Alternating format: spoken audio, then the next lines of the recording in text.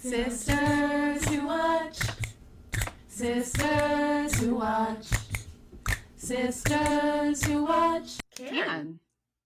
Hey y'all, hey, welcome to Sisters Who Watch. Bonjour. I'm Bonjour. Shelby. And I'm Laura, J-Mapel Laura. And we're sisters who watch everything.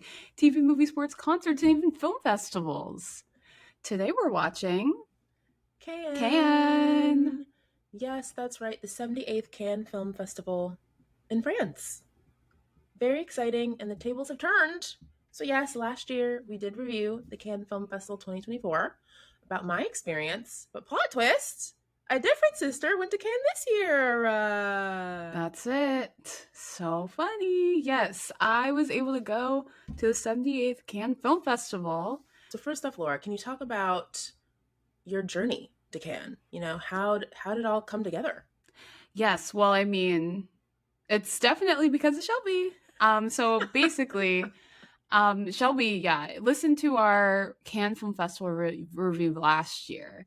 Mhm. Shelby was able to work at Cannes, and this year Shelby was actually going to return, but she ended up getting a new job, so she couldn't do it. And she was like, well, Laura, let me know. It'd be so fun to work together. So this year, Shelby still was able to refer me and was like, I'll connect you to my boss. And, you know, if you want to talk about this opportunity. So I did. And that's how it came up. I had an interview and I was able to go to Cannes. Crazy. All because of Shelby. Well, it's not about credit, but Well, you know, God is good. You know, He creates opportunities, and I'm so glad that you were able to go this year. What were your yes. expectations heading in to Cannes? Coming in, I mean, haven't been to another like real film festival. Shelby told me, right? She told us all about her own experience last year on the podcast. So I knew a lot from her. And I was basically working in a very similar position as Shelby. So I was on the membership team, but Shelby was the lead and she had two staff members and I was basically one of the staff members this time around. So expectations were high. I was just excited to be there. I mean, you're in France. You're at Cannes, right? It's crazy. Once you were in Cannes, once you landed, what did you do? What was it like? Yeah, so for context, right, go back and listen to last year's episode, but so Shelby and I both have worked for the American Pavilion. And right as I've come back to the US, we were like, what? Like, why were you in France? What were you doing? But basically, the American Pavilion is one of the many different tents in the International Village at Cannes. And basically, every country has their own pavilion. So I was working at the American one. And it's basically kind of like a club, a space that people can buy membership for and just to relax, to network, to go to events, panels, etc. So we kind of call it like a Soho house, like the Soho house of Cannes. Delta Lounge on the beach. Yes, Delta Lounge on the beach, and it's just so stunning. Follow my TikTok, the Laura Holland. I've been posting all about my Cannes experience because it was just like really amazing, and everyone was like, "You gotta document, you gotta vlog," you know. So I've been doing that. So you can follow my TikTok to see what it was all about. But yes, so yeah, it was like the Delta Lounge on the beach, and it was just so stunning. The view was unbelievable. And yeah, it was super fun. So on the membership team, you stay at the front desk. It's a customer service role, and you check people in to the American Pavilion, and you get to interact with all the guests, answer questions, and yeah, so it was super fun. You get to meet everyone who walks in, so it was great for networking and making connections, getting business cards. Yeah, so that's what I was up to. Well, we know that you were working, but I know you happen to see a whole lot of movies. So this is an entertainment review podcast after all. Can you tell us what movies did you see? What were the highlights? What were the lowlights? Do you have a list? So if I worked a late shift, I always would see a movie in the beginning of the day. If I worked in the morning, I would try and see a movie right at the end of the day, like after my shifts in the afternoon. And they show movies from 8 a.m. to midnight every single day, all 24/7. day. There are so many movies. So you would think it's easy to get tickets, but it's actually a lot harder than you think to get tickets. And that's what Shelby told me. She was like, yeah, you're really going to have to like network, wait in long lines, refresh on this page. Like it's tricky. So I saw Shelby, guess how many movies I saw in 2 weeks? 12? 15. I saw 15. Price is right. Ding, ding, ding. I saw Close. 15 movies in 2 weeks at Cannes. Amazing. That's the most movies you've probably seen in a year, Laura. Like, I know. Yeah, that, it's probably like I probably see like 15 movies in a year. maybe. The average person probably sees Oh, like the average 8. person sees like maybe 5 movies a Yeah. year, right? In a theater. So I saw 15 in 2 weeks. My brain, I was like, this is crazy. And plus, it's not like you're seeing light, cute, and fun. No. It's a film fest. People don't realize film festivals, it's like independent film. Like these Yes. are up and coming filmmakers or filmmakers that are only doing independent storytelling, like, right, Sean Baker. Like, Hmm. it's usually more challenging, unique storytelling than what Yes. is in traditional movie theaters. Absolutely. Yeah, I learned that very quickly. All the movies are niche, intense, unique, unlike any movies I've ever seen. So they're not your typical movies. So, right, I love entertainment. I do enjoy film, but everyone there is just like so into movies. It Shelby also knows that. Like the biggest Peak movie cinephile. nerds that you can possibly imagine. Do you have a letterbox? I do not, but I've been told I should.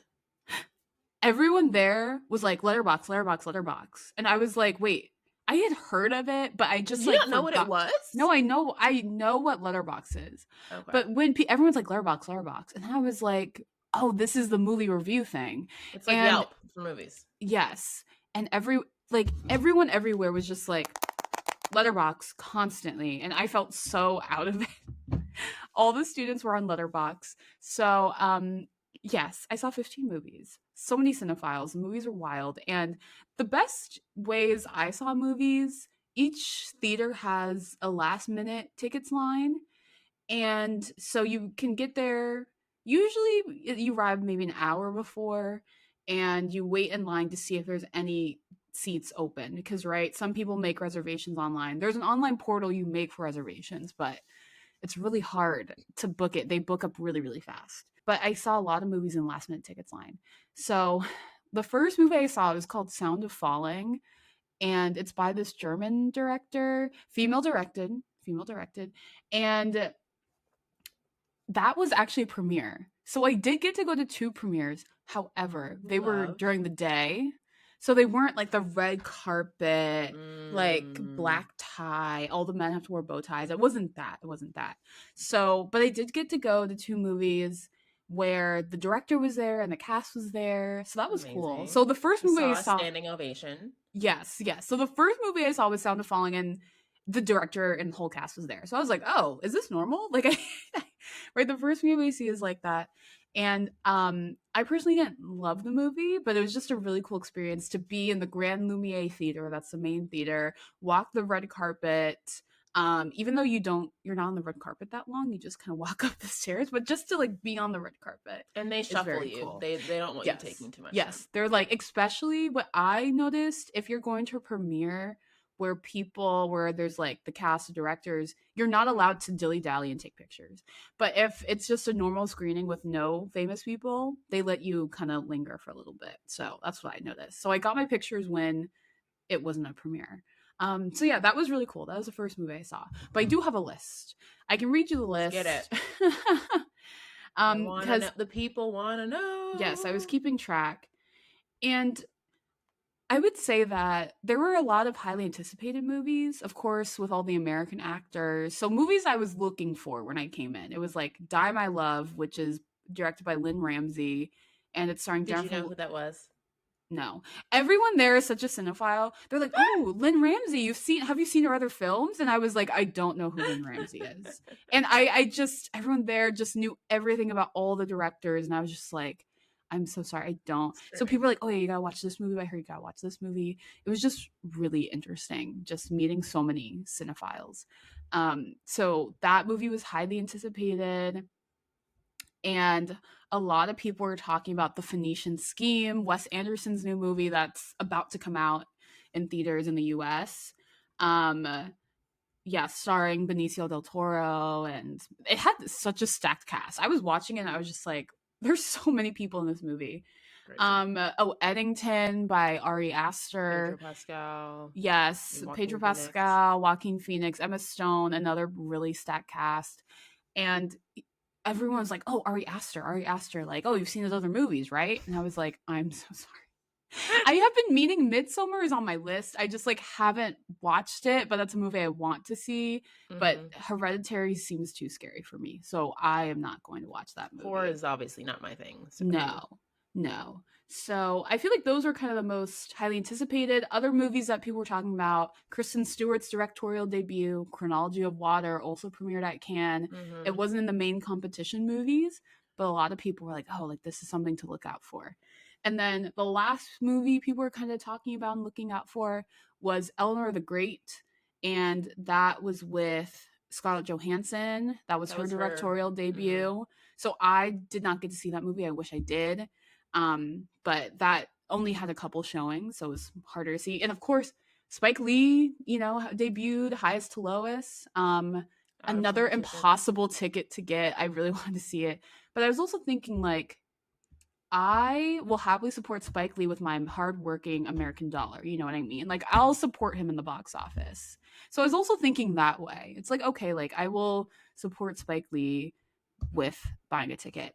And the Mastermind with Josh O'Connor. A lot of people were saying this was like the Josh O'Connor festival because he was in two big competition movies, The Mastermind and then The History of Sound, which was with Paul Mescal and Josh The O'Connor. Love movie. Yes, the the gay love story that what that a lot of people didn't. I'm gonna get into my ranking Yes, and let's I'm get gonna into it. explain. Let's Yeah, get so into it. that's just the context, the things people were talking about. So let me tell you my ranking. Drum roll. So number 15, I saw 15 movies I can't. And also this list is a little fluid. I go back and forth on this a lot, but this is just overall thoughts, feelings, opinions. So number 15, the worst movie I saw at Cannes. Also for reference, all of them were pretty good. Like right at I Cannes, want to I know. know. The thing is, Cannes, like it's a film Teasing us. festival. Everything is good. So none of it was like bad, right? Everything was pretty good. So my least favorite was number 15, Chronology of Water, Kristen Stewart's directorial debut. Yikes! Shots fired. I know. I think it was an impressive debut. Like it was a very ambitious movie. Mm-hmm. So Chronology of Water is about it's a real story. It's a real story. It tells the life story of this writer and professor, and she basically is just really traumatized. Like it talks about her upbringing and her abusive father and her relationships, her substance abuse, Mm, and it basically just goes through real life story. And mm, wow, was that movie intense. I just thought it was it was kind of choppy and it just tried to do a lot and it just wasn't a really cohesive story for me. Like it just kind of hopped around to different storylines. And she was mm, like married to one person, now she's not married to him, and then they bring another guy and I was like, who is this? And he's just not brought up for the rest of the movie. I just thought it mm. was a bit confusing and also was just like not that fun to watch. Like it was just hard to watch, with all this Yeah, woman's trauma. So yeah. it wasn't super fun. And it was a bit like Mm. graphic with all her Oof. trauma. So Yikes. wasn't for me. Okay, number 14, it was the German movie I saw, Sound of Falling. Mm. The first movie I saw at Cannes, kind of like Chronology of Water. They were both really long, like really long, and also just a bit confusing. And I think Sound of Falling, there were like four different timelines, and they jumped from each timeline throughout the movie. And it's basically about like a family and how generational trauma like passes down through across different generations. It was showing that dynamic. It was interesting. I appreciate what it was trying to do, right? Woman director, but I didn't understand the movie. I was like, who was who? Mm. What does the ending mean? And I knew a lot of people who felt similar to me, but again, there were a lot of people who were like, oh, I loved that movie. So I think again, subjective. My big takeaway, film is so subjective, right? Art's subjective. That's what they say. Exactly. So number 13 is Lynn Ramsey's Die My Love. I am Mm. so sorry. So this movie is about Jennifer Lawrence and Robert Pattinson, they're living in the middle Crushed of it the on the red carpet. I saw those photos. Yes, yes. A lot of people were talking She about stepped in that. her dress. This couple, they move into the woods of Montana, I think, Already from lost me. and I just did not understand this movie. So they they move into this house and they have a baby. It's basically about Jennifer Lawrence and her mental health postpartum, right? Having a baby and how that affects like her as a person. So it's interesting commentary on postpartum depression, but I just left the movie thinking, what does this all mean? Like I just didn't understand like what was the point of this film? I just Mm, didn't see a lot of character development. And a lot of people were saying Robert Pattinson was like barely in the movie. Like we didn't see that much from him. mm, And I don't think this is really a spoiler because I think he was there, but like Lakeith Stanfield was randomly in the film and his character was just bizarre. I didn't understand like why he was there.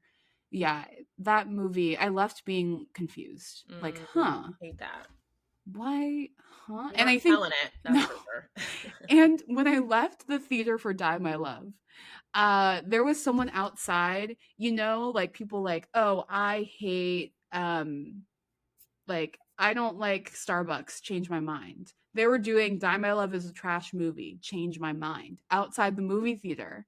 And they were like filming and talking to people. I was like, "Oh, wow." So I saw that right after seeing the movie, so I just thought that was really interesting. Yeah, I didn't love yeah, that movie was not my favorite. And I think a lot of people felt similarly, but again, there were people who were like that was my favorite movie. Interesting. So, yeah, lots of mixed reviews. Okay, number 12. It's a movie from China called Resurrection, and I saw it one of my last days, Hmm. and this movie was very long. It was like almost 3 hours. There were a lot of long The movies. movies that can are long. I remember last year, Yes. like when I saw Oh Canada and it was 90 minutes, I was like, what? I didn't like the move storyline, which was annoying, but honestly, it almost won me over just because of the length. So Be Gone, that's the director's name. It's like a sci-fi drama and it was wild. Like that movie was probably one of the craziest movies I saw at Cannes. I've never seen a movie like it. And it's about it's about like this creature called the Dreamer, and it follows different dreams that are not necessarily connected, but they have like similar character archetypes in each dream. Hmm. So it would just a lot of people didn't like this movie. They saw it and they were like, this is bad because the stories weren't really connected. It's just like a series of different storylines that are one after another. But I will say the first 30 minutes of the movie, it was a silent film. And I that was Nice actually so aroma. yes, yes, but I will say that was like my favorite part because you start the movie and it's like Wow. this lady like black, I don't think it was black and white, but it was silent film and then it had like the screen cards being like, "Oh wow, that's crazy." And I was like, "This is cool." I was into it. I was into it.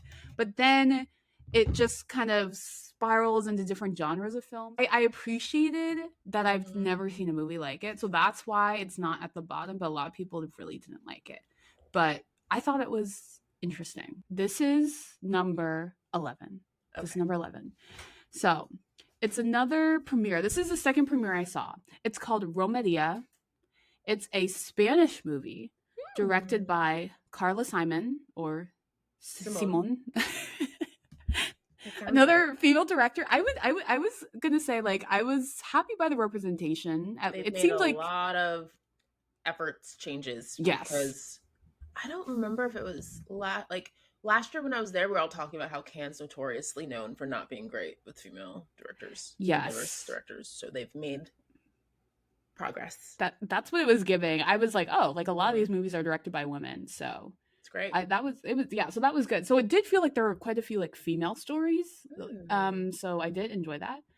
Um yeah. So it's about this girl who both her parents died and she was adopted by a new family. And it's Hmm. basically the story of her going to meet her dead parents' families, like her grandparents and her cousins for the first time, and she's learning about her parents, and they died of drugs and I Oh, think HIV AIDS after like being drug addicts. So again, dark. heavy Indie movies. film is dark. That's why when there's a comedy or a romance, I I'm like, know. oh, thank you. Yes. So all these movies were very dark. But this movie was really beautiful. Like it's set on the water in Spain and it's like on Hmm. boats and Love. it was very beautiful. It was just like very subtle. Like it was a slow pace, slow burn drama. Mm-hmm. And I just think right, all these movies are so interesting and there's just so much going on. This just didn't excite me as much, but I thought it was really well done. Like I thought the story was beautiful. Her connecting with her past, learning about her parents. Nice. Um, yeah, and it was cool. I got to see the director and the cast at the showing I went to, Love. and I also saw this through like a last minute line. So I just like waited in line for 30 minutes or so, and I was able to see the premiere. So that was pretty cool. So number 11, Romadia. So, again, good movie, good movie. Okay, number 10. We're in the top 10. We made the top 10. Okay, so number 10 is called Renoir. This is a movie directed by Chie Hayakawa, and it's from Japan. It's a Hmm. Japanese We movie. love the diversity of all your choices. Yes, and what I did enjoy about Cannes is It's that it's the most international film festival. yes, they have. I saw movies from almost every continent, I think. So Hmm. yeah, it just shows like a lot of relatively diverse stories. At least in the competition category, there weren't like any black stories. Um, I know for like Un Certain Regard and other categories, I think there are a couple Nigerian films that people saw. I didn't see them, but yeah, in the main competition category, there weren't any like black films slash black stories. So I was missing that, but there were like several. There was like quite a bit of Asian representation, and like Middle Eastern representation. So I thought that was good. Yeah. Hmm. So Renoir is a Japanese movie and it's about this little girl. It's like this 11-year-old girl, and she's in the whole movie. She is a star, and she was so fantastic. Like, I was just shocked. Oh. And it's basically like her imagination running wild and how she thinks about this movie was also dark. All these movies are dark, but she thinks about like, she has fantasies about like her own death. And Oof. she also is like trying to get into hypnosis and is like trying to hypnotize her friends. Like it was wild, but I thought it was really good and it just she's coping with like death in her family and she's just kind of figuring it all out. And she's like calling people on the phone, just like talking to strangers and it gets it gets dark. I will not spoil it, but it was good. I did like it. I thought it was a really beautiful shot and this little girl was just so fantastic in this movie. So I was blown away by her performance. Love that. All right. So, number 9. Number 9 is The Secret Agent. Okay. Yes. So this is a Brazilian movie. And it reminded me of I'm Still Here. And maybe it's just recency bias, but that's another Brazilian movie. It was nominated for an Oscar. And Mm-hmm. Shelby and I both loved that movie Well, it when it won for came Best out. International Feature. Yes. And what a great Great. film. And it was kind of similar because it talks about the like oppressive Brazilian government and regime and all of Mm. that. And I've heard of this one. I heard there oh, was you good buzz about it. Yeah. yes. So a lot of people. This was another movie I saw. And I saw it on lists before going to Cannes because I Yeah. was curious what people were talking about. And yes, I mean it currently has 100% on Rotten Tomatoes, which is wild. But it was really good. It was long. It was very long. It was almost 3 hours. But Oh wow. oh, and it has the guy from Narcos, I think. Yes, Wagner Mora. He And won. So, do you know who won the awards? Like he won Best Actor. yes, so I did look up all the winners like right when it Yes. happened. And Best So, Director won for this movie. Do you agree with that? I mean, I it was well directed and Hmm. I think some of the scenes were like really intense and cool to watch. Like there was good tension. I just think like it was just long. I just don't like how long it is. I thought Mm. that Wagner Mora, he had to do a lot in the movie. So I think Mm-hmm. that he was great. It's just hard because I'm like, all these movies are really good. It just, right, it wasn't my favorite. It's number 9. But That's yeah, fair. it was well directed, very well acted. It was good. It was good. Hmm. But yeah, it's about um, Marcelo, who is Wagner Moura. He's a teacher caught in the Brazilian political turmoil of the final years of the military dictatorship. So yeah, kind of like I'm still here vibes a bit. Um, but yeah, so he's kind of like, so it deals with gangs, and he used to be involved in gangs, and he had to kind of go into witness protection, and he changed his name, he changed his look, and people are trying to like hunt him down from his old. Kind of like Amelia Perez. Yes, yes. So it was very suspenseful. It was good. I enjoyed it. I enjoyed it. I just thought it was Mm. too long. Okay, the A next sense of movie I theme, have, length being a theme. I know. Because when you're watching so many movies, you're just like, oh my You gosh. notice it. Right, you do notice it. Okay, so I saw for number 8, it's called Le Petit Denier, aka The Little Sister. Mm. Um, Oh, like you. that's why I liked it. Um, I can't. And the director, another female directed movie, Hafsia Herzi.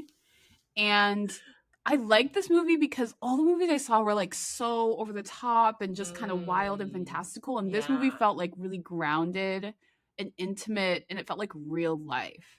So I Mm. just liked it for that reason. But it's basically it's about this young woman, this girl, she's like 19, and she is Egyptian, and Mm. she is trying to figure out like her identity, her sexuality, her religion. She is also Muslim, and it's like following her identity and just her trying to figure all those things out while living at home, being with all her sisters and her family. And I thought it was really good and really beautiful, super emotional. Like the final scene, they're like her and her mom are having this really emotional conversation. I just like really liked that. So, Wow. and she won, the main star Yes. won Best Actress. And I was like, oh, she was really good. It was a very like It subtle, feels fitting. You thought yes. she was Like good. I was surprised, but Mm. I thought it was really good. So I was really happy for her because I feel like this was, I'm sorry, she's Algerian. The movie is about Algerians, not Egyptians. But in the movie, she like lies about, like she goes on a bunch of dates and she like lies about, oh, I'm Egyptian. This my name is this, because she didn't want to like open up and be vulnerable, and Mm. So yeah, Wow. I liked it. I did enjoy this movie. Yeah, and she won Best Actress, so great. Love it for her. Okay, number 7 is New Wave by Richard Linklater. Yes, Hmm. so I'm a fan, Boyhood. I would say one of the more famous American directors there. Would you agree? yes, yes. I mean, everyone was talking about this movie. Yeah. He came to the American Pavilion and did a panel, and everyone was talking about it.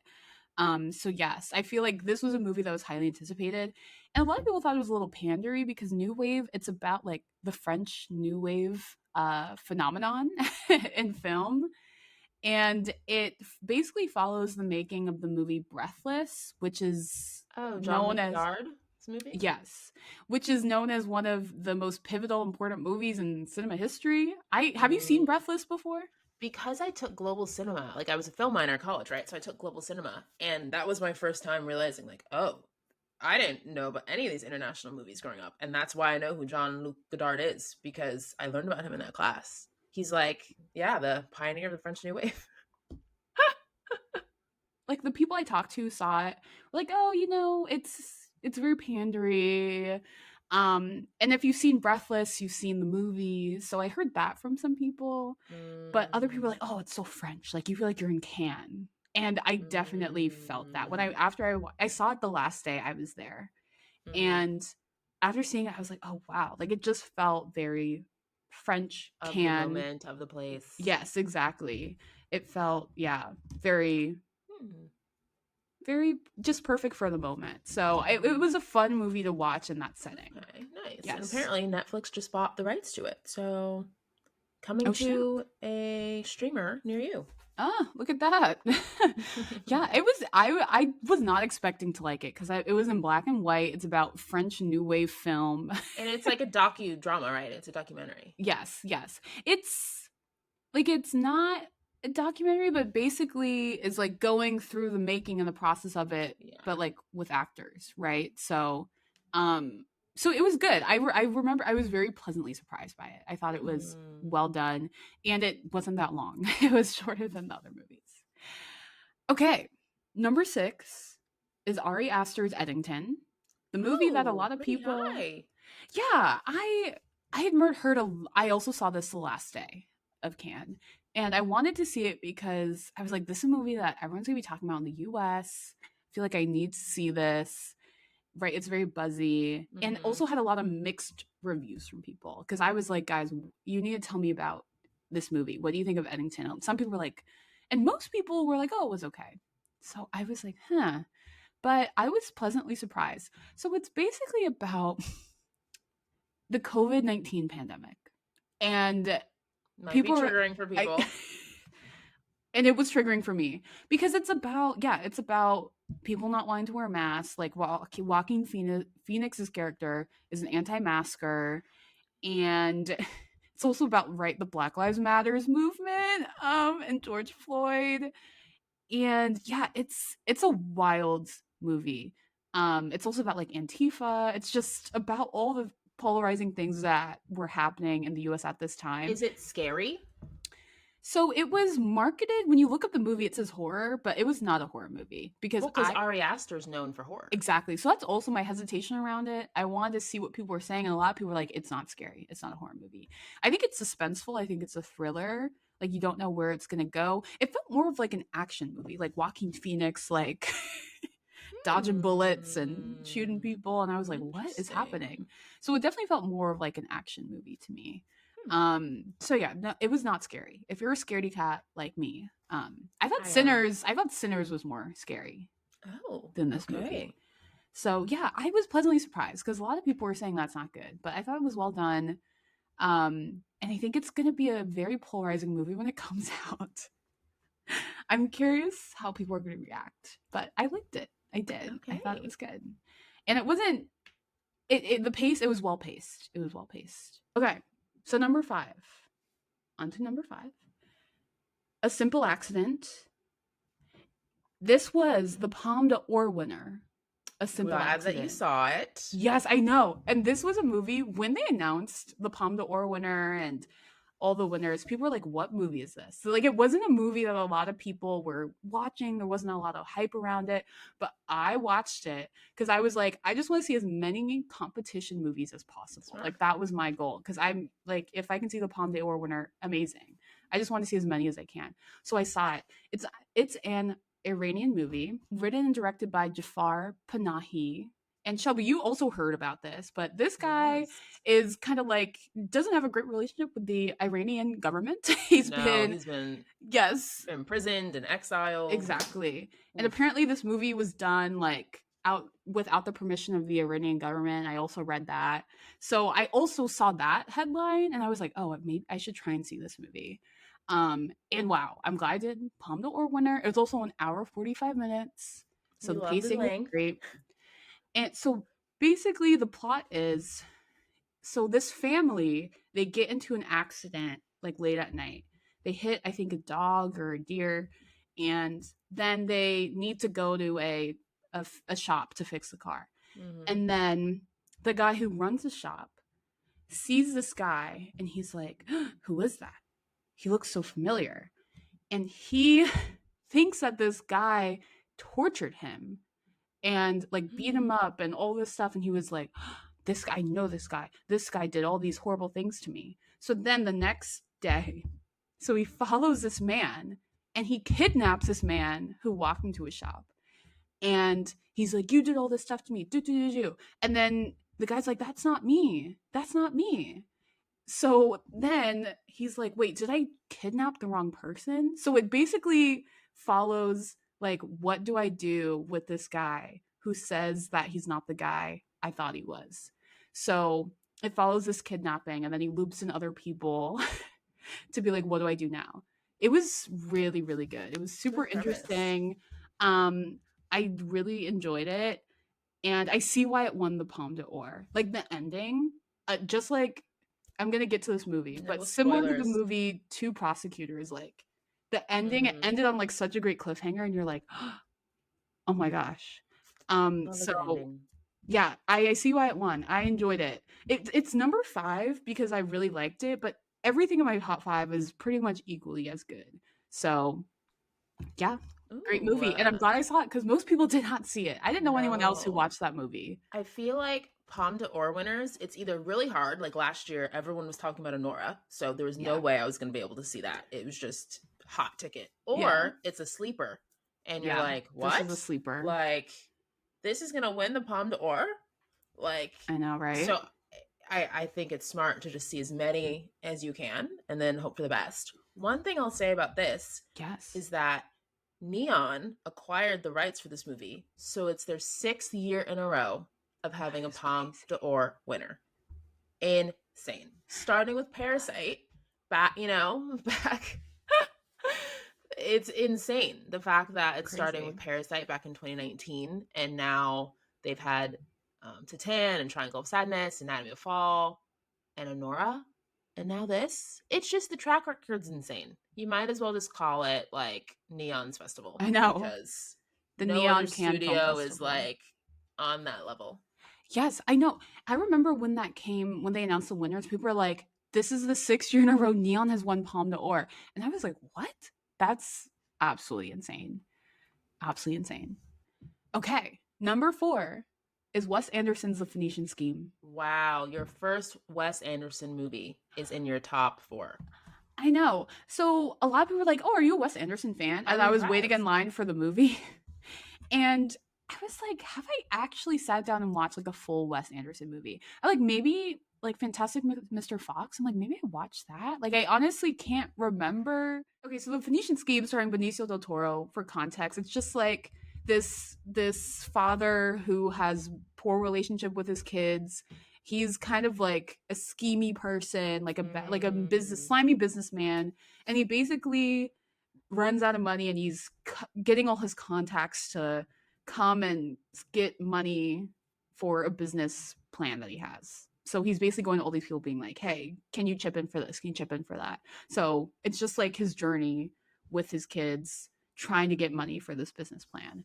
And it's a interesting. comedy. It's a comedy. So I think the Yes. reason why I'm trying, so I did like this movie, but again, hearing some people's perspectives on it, they're like, "Oh, it was okay." I didn't hear a lot of rave reviews about it, Interesting. but I think this movie Neither, was yeah, I haven't heard much, which is interesting because I think going in, everyone was talking about the Phoenician Scheme, but I've not heard yes. But I much think the about it. movie was just so different and refreshing from everything I saw that I was like, "Wow, I really enjoyed it." Cuz it was I was surprised at how funny it was.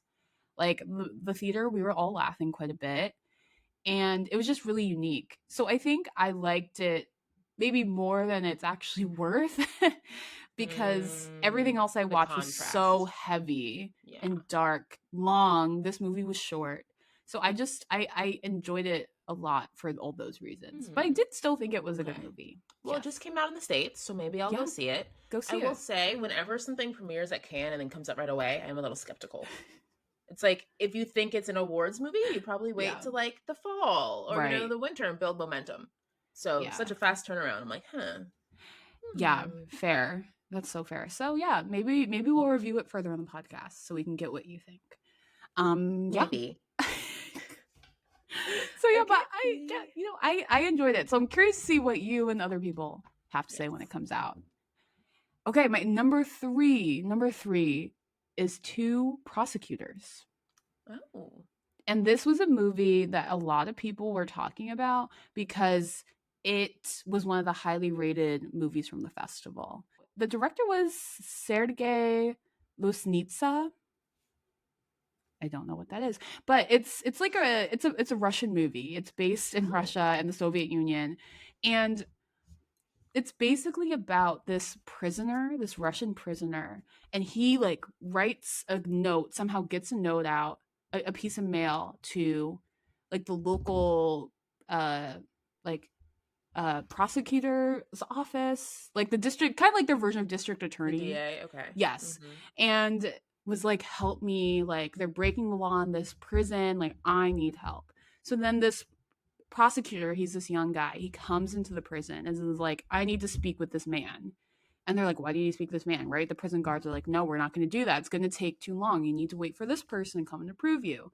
But he waits and he sticks it out and he finally gets to meet with this prisoner. And the prisoner just like tells his story about being like abused and hid and all this stuff. Another dark movie. But I thought this was like really well done. It was also like kind of suspenseful because then he Hmm. goes to kind of like the attorney general Yeah. and is like, I need your help with this person. We have to take down this prison. They're breaking the law. And it just takes you through this guy's journey of trying to help this Wow. guy take down the prison. The ending of Two Prosecutors was so good. Like it ends with a twist. And I Oh. was like, Like Conclave? yes, yes. Like it, and the final scene is a twist, and you're like, oh my gosh. So I just loved how Ooh. it ended. Like a lot of people were saying that this was going to be like Palme d'Or, like it was getting Palme d'Or buzz. So I Interesting. that it was a slow burn. It was definitely a slow burn, but I thought the ending like was so worth it. So I really loved it. Okay, my number two favorite movie of the Cannes Film Festival is Eagles of the Republic.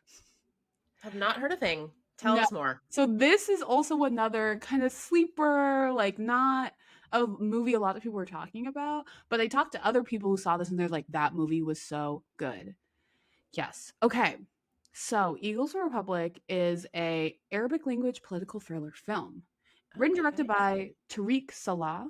Yes, so it's an Egyptian movie. And I was talking to one of my roommates about this at the festival. A lot of these movies were about like bad governments.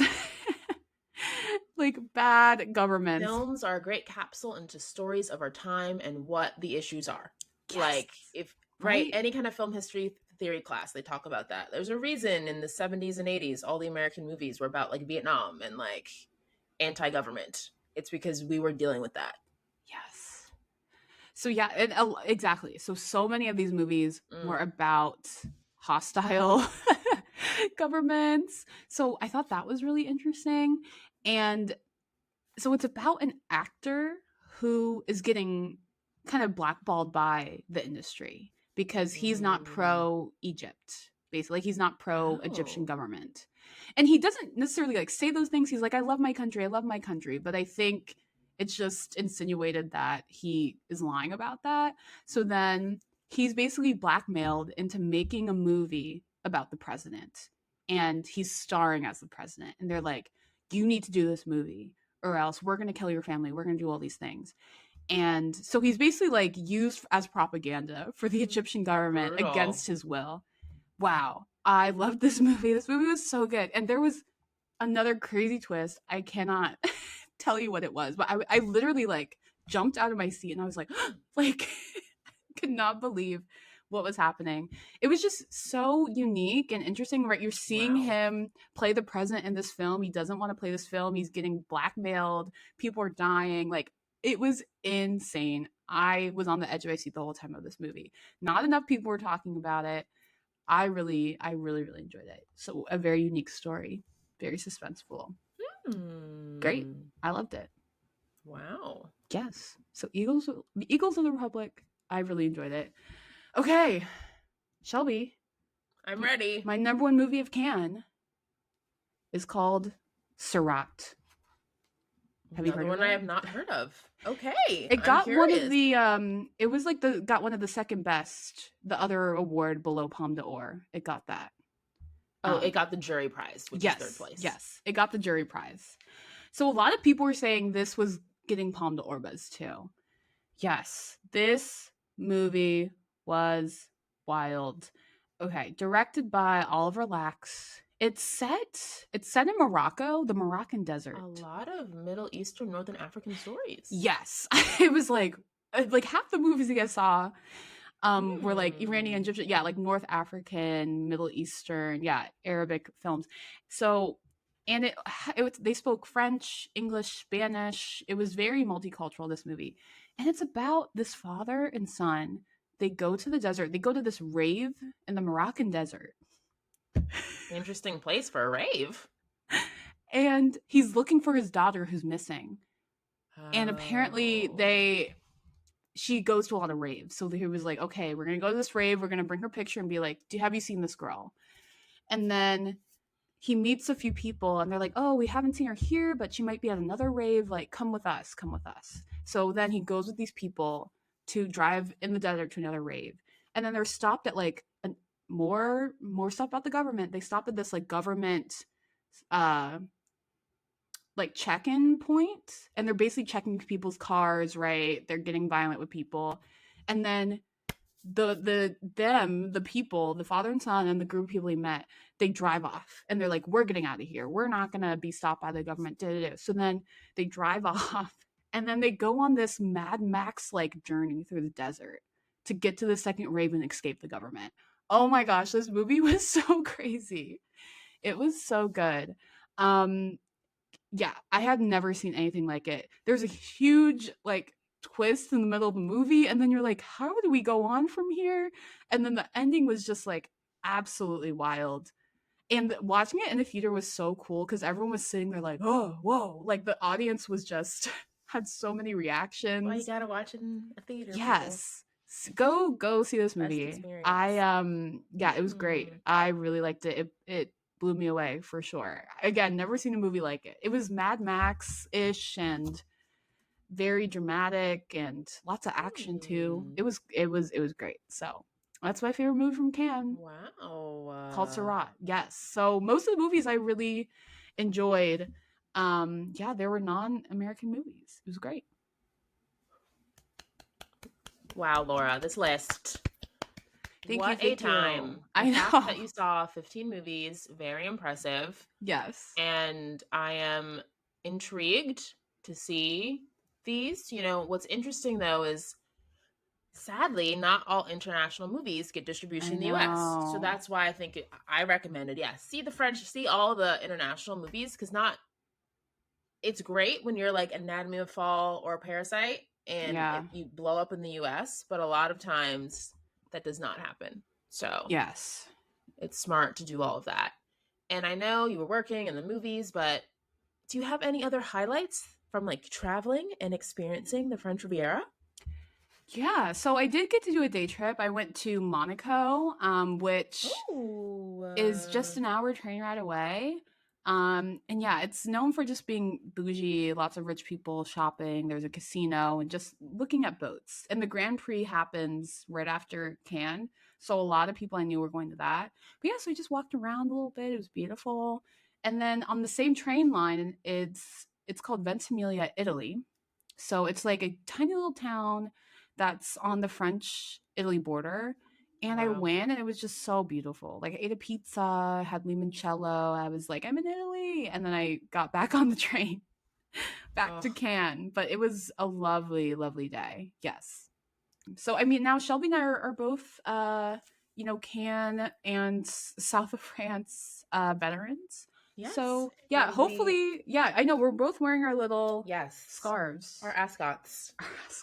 Yeah, so hopefully one day, Shelby, we'll be at Cannes together. A lot of people were like, I don't need to go to red carpet premiere because I'm gonna have my own here one day. I was like, speak it into existence. That's the And energy. yes, I'm gonna speak into existence that Shelby and I will be at Cannes together one day. Maybe we'll be premiering a movie that we both worked on. You never know. You never know. God's got us. That's it. And Laura, I'm curious, of all the movies you saw or heard about, any Oscar buzz? Do we have the next Honora? I mean, I feel like the American movies didn't really blow me away. And that was something I've Yikes. been telling a lot of people. Like, I think the international movies, one of my big takeaways is like, I think like American or British movies, they kind of rely on like the star power to propel the movie and maybe like the That's to success. Hollywood. Yeah, that's Right? what the That's Hollywood Hollywood, studios right? do. They're Yeah. like, oh, Jennifer Lawrence, Robert Pattinson, Yeah. or Paul Mescal, Josh O'Connor. But Mm-hmm. those movies to me like weren't that, like they did not blow me away. So the only movie, like American movie, that I was like, oh wow. Like I thought Phoenician Scheme and Eddington surprised me because I thought they were the most creative. But Yeah, I was a bit disappointed by the movies that were the most buzzy. They were not as good Mm. to me. The international movies were like unbelievable because I think they have to work like twice, three times as hard to be taken seriously, you know? So, Laura, is the Cannes Film Festival 2025 a wait or watch? A watch, absolutely. I mean, I watched so much film, so many movies, my brain, my eyes. Well, I recover. I saw the new Mission Impossible movie like 2 days after I got back, and I was just like, another movie theater. I was a little trigger. I was like, oh my gosh. And plus that movie was also like 3 hours long. But yeah, absolutely. I had so Mm-hmm. much fun. It's just such a good time because everyone there is just so happy to be there. All these cinephiles. It was great. So if I have the opportunity to be back, I would absolutely love to be back, work at the American Pavilion. And if you're in Cannes, go to the American Pavilion. It's actually like a really nice facility and space and You have to be great a place to member. go. Yes. So yeah, absolutely a watch. Go see I mean every movie I saw was good, right? There was no bad movie. All the movies were great. And I'm excited to see what people think once they're out in the US. Amazing. Well, this has been so much fun.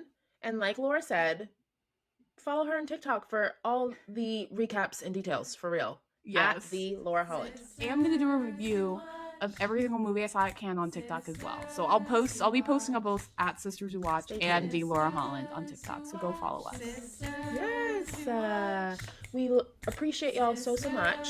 And as always, right, for Sisters Who Watch on social media, TikTok, Instagram, YouTube, and Spotify, Apple, wherever you stream podcasts, we're there. We really appreciate y'all for tuning in. And au revoir.